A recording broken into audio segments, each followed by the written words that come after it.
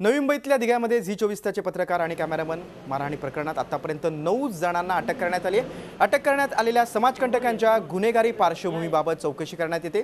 झी24 तासच्या प्रतिनिधी स्वाती नाईक आणि कॅमेरामन संदीप भारती यांच्या समोर या आरोपींची ओळख परेड घेण्यात आली।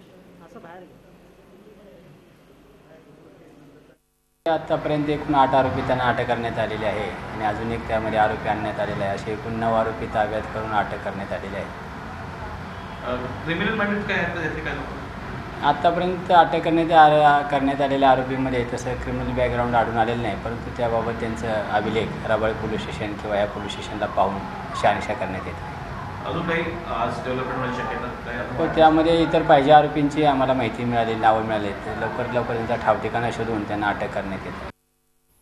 दरम्यान पोलीस ही कारवाई दाखवत असतानाच नवी मुंबईचे पोलीस आयुक्त हेमंत नगराळे मात्र याबाबत काहीच भाष्य करायला तयार नाहीत। या प्रकरणी पोलिसांनी ज्या संशयितांना ताब्यात घेतलंय त्यांची नावं पाहूयात ग्राफिकच्या माध्यमातून।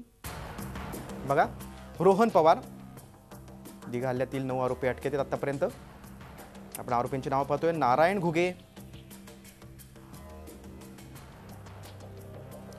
दिनेश कोडमोर, कमलेश तळेकर। बघा, दिघा हल्ल्यातील आरोपींची नावं पाहतोय आपण। डिटीन धावडे,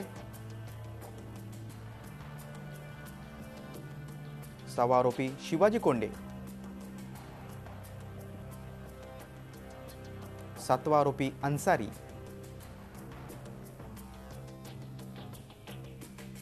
8वा आरोपी मनीष भागणे आणि 9वा आरोपी अभिजित पतियान। झी24 तास रहा एक पाऊल पुढे।